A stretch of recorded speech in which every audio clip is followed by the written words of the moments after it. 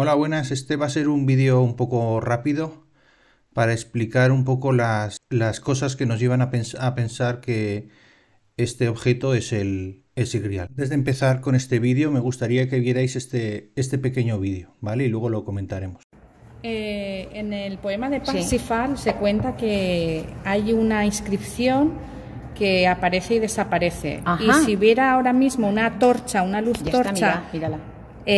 apoyando debajo de la pieza del Santo Cáliz, pues se podría ver cómo se ve la inscripción. Pero si esta luz torcha desaparece, ¿qué ocurre? Ajá, que la ocurre. inscripción también desaparece. Claro. Entonces, esto solamente ocurre con el Santo Cáliz de la Catedral de Valencia, con el Claro. Santo Cáliz de Aragón.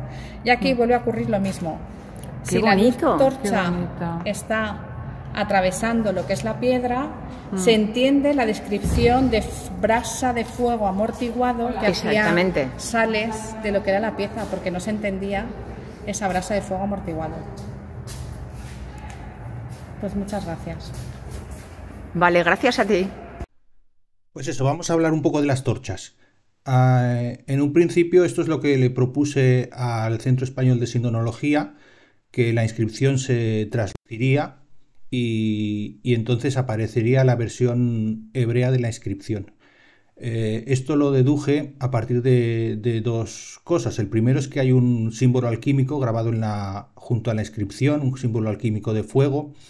Y lo segundo es que tras analizarlas de manera comparada, los versos del Parsifal y las descripciones que se hacen del Grial y de la mención que se hace a una inscripción, pues había un efecto algo extraño, porque esa inscripción, según el Parsifal, aparece y desaparece. Bueno, afortunadamente el CES tuvo acceso al Santo Cáliz. Obviamente, pues yo no pude estar allí presente y hicieron esa comprobación, a ver si se traslucía la inscripción.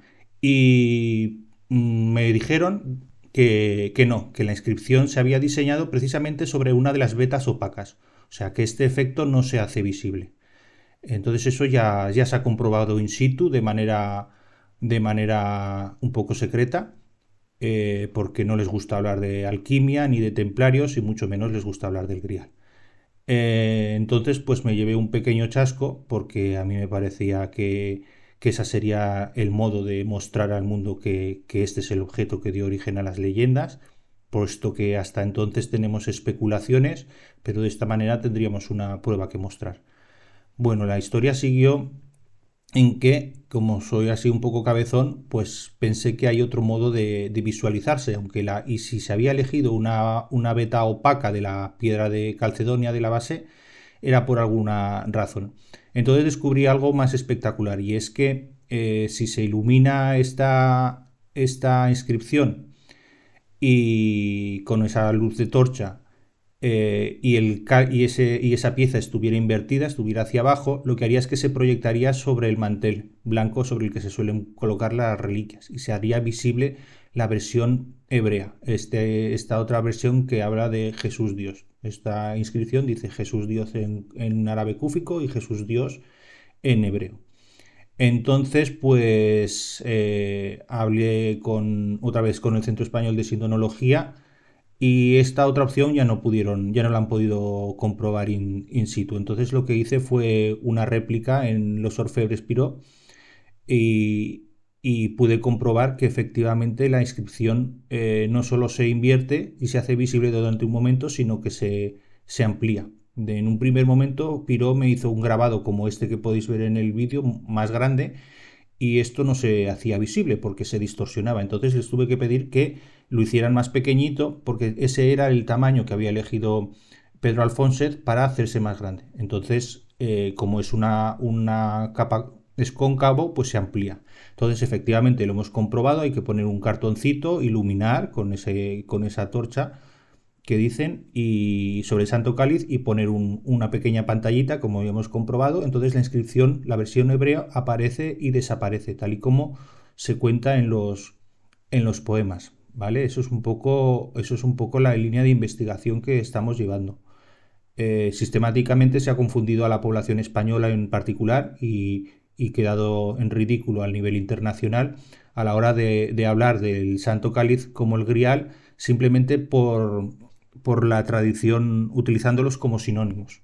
No podemos hablar de sinónimos, sino que son dos modos de trabajar distintos. Uno se utiliza la literatura artúrica, que eso lo han ocultado sistemáticamente en los 4 documentales que han emitido, y ahora están grabando otro en el que también se me ha vetado y en el que no participaré y que también se ocultará información, indudablemente, porque esto de unir a los templarios con el grial, pues hay personas que no les gustan. Entonces, pues las personas, lo normal es pensar que estos versos pues no están basados en ningún hecho histórico, ¿no? Que son cuentos. Pero no, los trovadores están diciendo una y otra vez que esto lo han oído, o sea, que era un rumor que existía de que había una copa escondida en un castillo. Y efectivamente todos los análisis comparados entre versos y realidad histórica así lo dicen. El único modo de parar esta verdad es confundir a la opinión pública, eliminar toda esta parte del discurso oficial para que solamente quede el concepto de que sí, de que es una reliquia cristiana. Y claro, la opinión pública, pues afortunadamente, pues no se lo cree. Al final lo que hacemos es quedar en un pequeño ridículo internacional, como hicieron en la última serie de Netflix, en la que es ridículo lo que hicieron, y no poder mostrar cómo esa inscripción aparece y desaparece. Pues eso, no he podido estar nunca en estos momentos en los que se graba el Santo Cáliz, no he podido estar ni en documentales ni en el siguiente documental, también se me ha vetado, y no se ha mostrado al mundo pues este efecto. Mientras que sí que se toman las ideas, se toman tarde, se toman mal, se copian y se targiversan.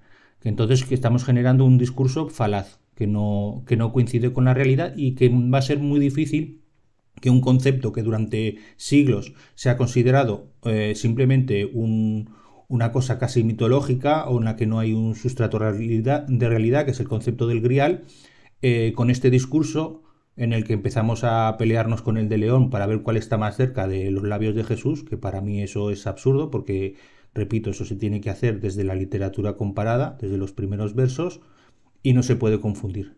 Entonces, pues eso es un poquito el vídeo que quería hacer hoy rápido. Hay una inscripción con letras celestiales. Lo que no quieren admitir es que muy probablemente a la pieza que se está refiriendo es a la pieza inferior. Y el conjunto que estaba en San Juan de la Peña no tenía el aspecto que hoy podemos ver. O sea, ellos se creen que las pinturas de Juan de Juanes pues son real, ¿no? Pues no. En San Juan de la Peña esto tendría otro aspecto y por eso. Otra cosa que me gustaría informar es como no les interesa el Parsifal ni estudiar el Parsifal, en el Parsifal se dice que el Perceval estaba destinado a ser el rey del reino del Grial, ¿no? Porque Anfortas, Alfonso I el Batallador, se había quedado sin descendencia. Esto contradice una vez más a las crónicas oficiales que nos han llegado de esa época. Lo que ocurre en este caso es que Alfonso I el Batallador había dejado el reino en manos de los templarios. Pero no en manos de los templarios directamente, sino que había dejado el reino a Jesús Dios. O sea, eso es lo que pone en la inscripción. La inscripción ponía que en el grial estaba escrito el nombre del heredero, y es Jesús Dios. Pero las órdenes de caballería serían las regentes. Y en aquel momento la orden de caballería más potente que había en Aragón era la orden del Temple. Entonces, ¿qué ocurre aquí? Que quien fuera nombrado gran maestre de la Orden del Temple pasaría a su vez a suplir el concepto de rey. Entonces, muy probablemente se le propuso a este Rutru III de Perche, que era una de las personas más poderosas de su época en Europa, el ser gran maestre de la Orden del Temple, y de esa manera recibiría el grial, tal y como nos están sugiriendo en los versos, que a Perceval se le ofrece el reino del grial, pero Rutru III, el conde de Perche, lo rechazó, y es por esto que el reino pasó a su otro tío, que era Ramiro II el monje. Entonces un poco el Perceval nos está contando la intrahistoria de esta sucesión, pero convertida ya en leyenda. Toda leyenda tiene una base de realidad, pero ahora estamos muy lejos de que la opinión pública nos crea, porque se oculta información sistemáticamente, se tergiversa y se copia, y cuando se copia se hace mal. Entonces al público en general pues no se entera de nada, ¿no? Les estamos intentando meter con calzador que esto fue la copa que tuvo Jesús entre sus manos, con un 99% de posibilidades, y eso es mentira.